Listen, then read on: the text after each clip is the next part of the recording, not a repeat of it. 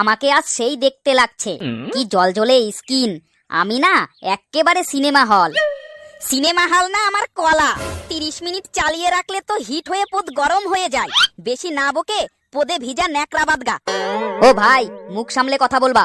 বয়সে তুমি আমার বাবার বয়সী, তাই কিছু বললাম না। তাছাড়া তুমি এখন মিউজিয়ামে থাকার যোগ্য। আমি এআই, 5G, ফেস আনলক সবকিছু করতে পারি। ওই ছোট, মুখে লাগাম দে। আমার বয়সে তোর মা বাবারা প্রেমপত্র লিখেছে, আর আমি সেটা পৌঁছে দিয়েছি।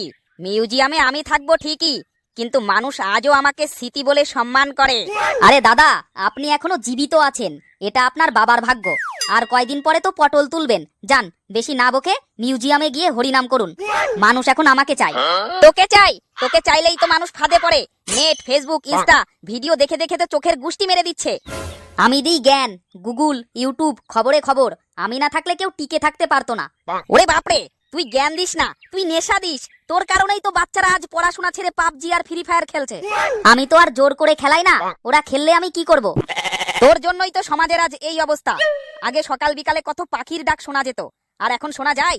তোদের এই 4G 5G রেডিয়েশনের কারণে ওরা এই এলাকা ছেড়ে চলে গেছে।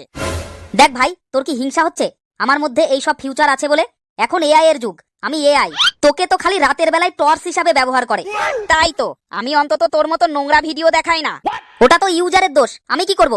তা অবশ্য ঠিক বলেছিস, কিন্তু তুই নোংরা ভিডিও দেখার দরজা খুলে রাখিস সব সময়।